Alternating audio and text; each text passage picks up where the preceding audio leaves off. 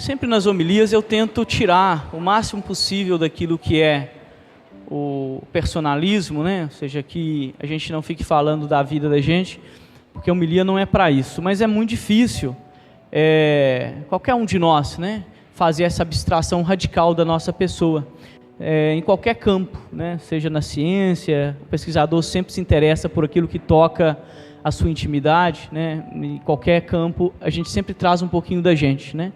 Hoje eu quero trazer um pouquinho de uma experiência que eu tive no meio da preparação da liturgia, né? Normalmente, quando a gente termina a missa do domingo, uma coisa que eu costumo fazer antes de dormir é já ler o evangelho do domingo próximo, né? Para a gente ficar mais ambientado, a gente vai rezando e pegando intuições. É uma responsabilidade muito grande a gente dizer uma palavra que não é nossa, porque se supõe que vocês estão aqui porque eu vou dizer uma palavra que não é minha, porque senão não teria fundamento, senão seria a igreja do Padre Sebastião, não é, né? Não é isso ou não?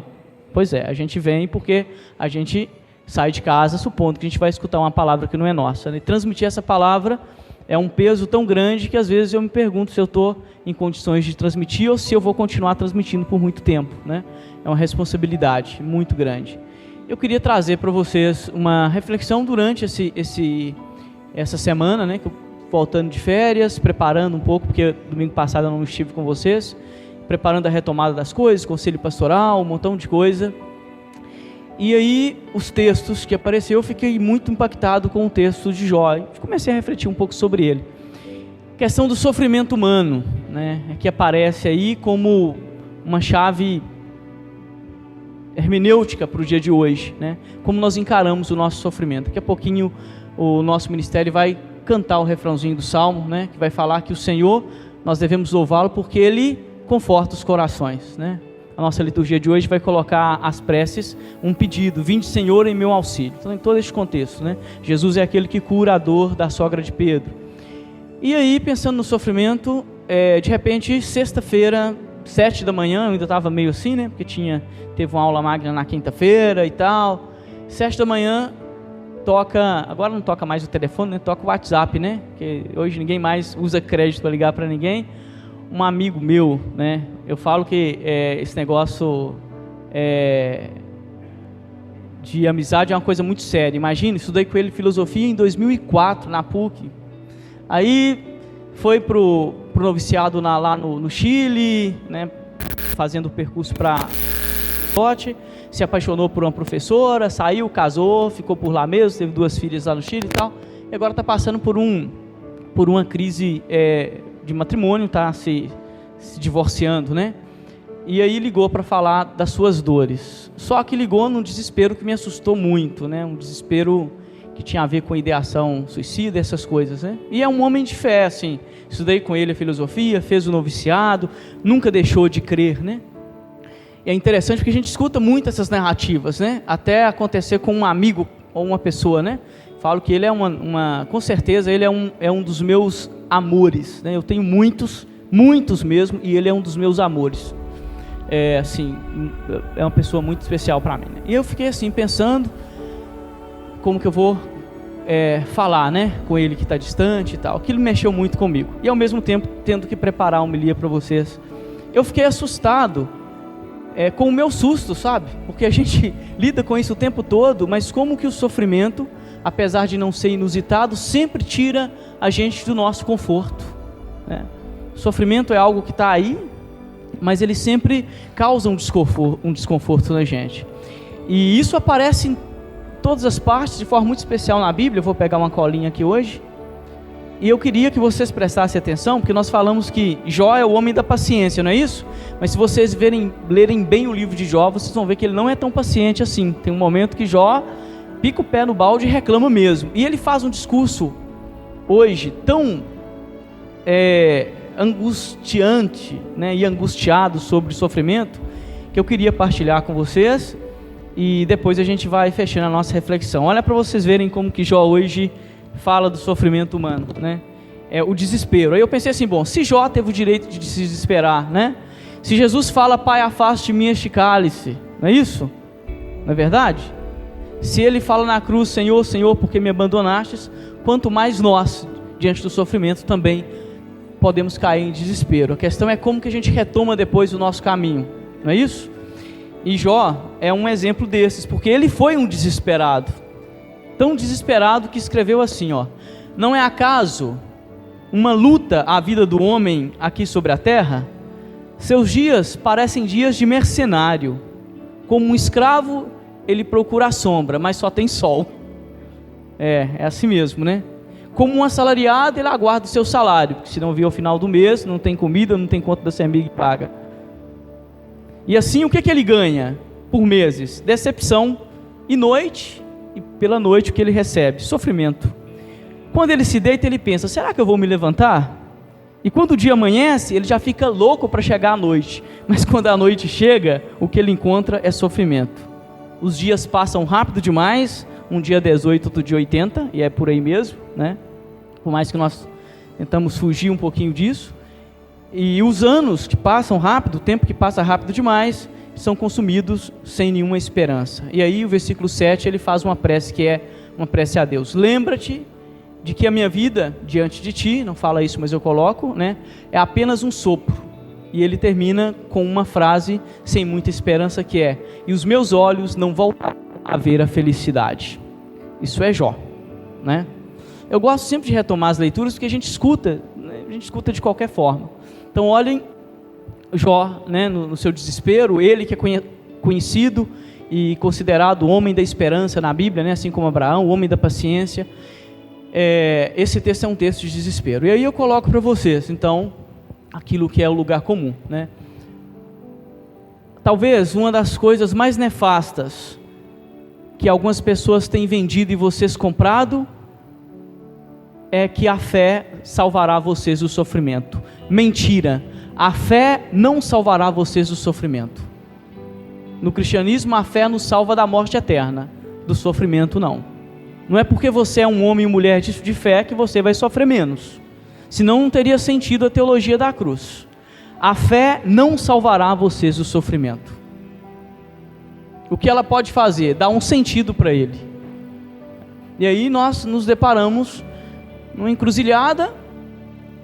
Eu não gosto de reduzir as coisas, acho que o reducionismo é estranho, mas eu vou colocar aqui essa encruzilhada, né, e dois possíveis caminhos: sofrer sem fé, que é a redução de toda a transcendência na imanência, o que o humanismo moderno fez, ou manter a esperança em um algo que está mais além de nós mesmos. Esse é o caminho, né? E isso é importante para a gente. Nós podemos pensar que estamos sós, né, a sós mesmo, conosco, e aí acabou. Ou a gente pode pensar numa solidão acompanhada, num sofrimento acompanhado. Isso é o que a fé nos propõe. Ali na dor nós encontramos algum sentido, ali na dor nós encontramos uma força, ali na dor nós encontramos uma mão, como encontramos hoje no Evangelho, que é capaz de curar, né, a nossa dor, de nos levantar da nossa cama, tal como fez Jesus com a sogra de Pedro, né? Para mim isso é muito importante. Às vezes a gente comenta isso por aí, né? Algumas pessoas não entendem ou fingem que não entendem, ou realmente não gostam, né? Mas eu sempre digo isso, digo com respeito, porque eu sei que tem muitas pessoas aqui que de repente vivem essa dimensão, né?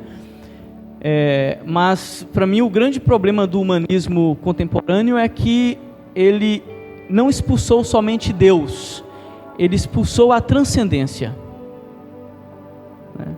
Ou seja, nós esvaziamos da nossa vida toda a possibilidade de mistério, com a ilusão, por exemplo, de que a técnica vai resolver todos os nossos problemas, não é isso?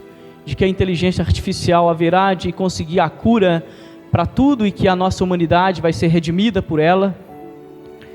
E nós não gostamos de falar de mistério, de fé. Nós tomamos o mistério como um desafio para ser decifrado.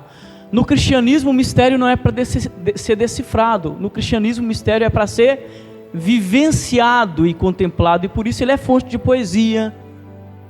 Quando o mistério é colocado na perspectiva daquilo que é o ser decifrado ou descoberto, nós esvaziamos o mistério, acaba a poesia, acaba a oração, acaba a liturgia, acaba a música, acaba tudo.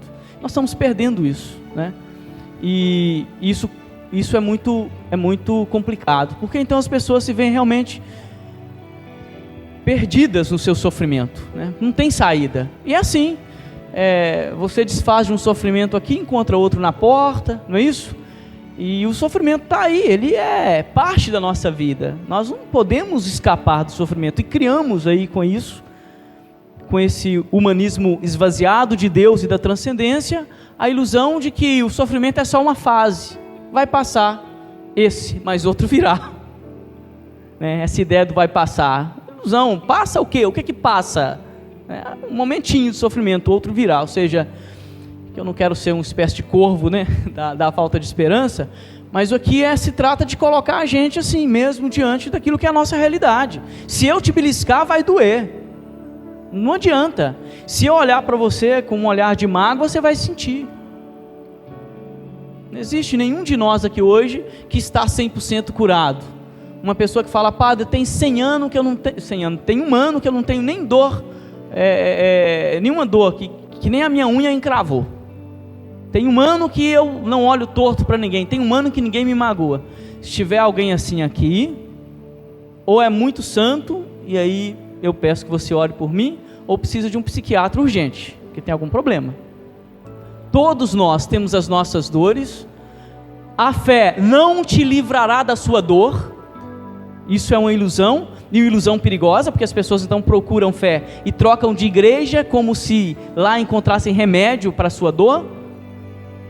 Não é isso que a fé propõe. Quem quer me seguir, tome a sua cruz e me siga, senão Jesus não teria dito. O que a fé nos propõe é uma passagem acompanhada. O que a fé nos propõe é uma passagem acompanhada. Você vai passar por este mundo, mas não vai passar sozinho. Essa é a proposta. E quando puder, segura minha mão e nós vamos juntos, né? Parece sutil, termino com isso, mas quero dizer aqui para todos vocês, de forma muito especial para os nossos jovens, crianças e adolescentes aqui, tem muitas que têm um carinho muito grande, e fico mais preocupado quando eu tenho que fazer homilia, quando eu tenho crianças e adolescentes na Assembleia, porque o que eu digo não impacta positivamente ou negativamente, ou não impacta em nada, pode ser que também não compreendam muito, né? Mas eu tenho muito medo dessa fé que prometem para vocês aquilo que não é verdadeiro, como por exemplo, a cura de todos os males. Não existe isso não, gente. Não é porque você é um crente e que dobra o seu joelho que você vai estar livre dos males e das tentações e das dores, não. Isso é a fonte do ateísmo ingênuo. Vocês sabiam que muita gente perde a fé por causa dessa fé que nós pregamos inconsequentemente? Então a gente fala para o garotinho, Deus te livra de todos os males, né? Deus te protege de tudo, a fé te protege de tudo, ao invés de falar, não, Deus está na sua vida em tudo, Deus te ajuda a passar por tudo. Isso sim, a gente fala, não, Deus te livra de tudo. Ai, não livrou minha mamãe do câncer, que morreu com 35 anos e me deixou com 10 anos. Vai lá, padre, agora fala para este garoto que não quer mais ouvir falar de Deus, porque a mamãe não fez nada, morreu com 35 anos e deixou ele com 10. E ele ouviu a vida inteira na catequese que Deus o livraria do mal e do sofrimento. E aí, tem saída? Não. Então cuidado com aquilo que vocês escutam e cuidado com aquilo que vocês pregam. O pessoal da EAC está aqui, o João está aqui, acho que está, não sei se está ou não, mas eu sempre falo para o pessoal do EAC, pregador na minha paróquia eu controlo, porque eu tenho autoridade para controlar, não é autoridade que eu consegui por mim mesmo, autoridade que a igreja me deu, falou, ó, você é o responsável deste rebanho, então eu não escuto qualquer um, e nem deixo que qualquer um venha falar em retiros, porque o que tem de gente fazendo mal, com pregações inconsequentes e infundadas, não está escrito. Consequência, nós vemos por aí, pessoas que chegam na faculdade, não é isso? E não querem mais saber de Deus, porque o Deus que foi pregado para eles é um Deus mentiroso. Não que Deus seja mentiroso, né? Quem pregou assim, né? Termino, né, dizendo o que eu disse hoje para as catequistas no início.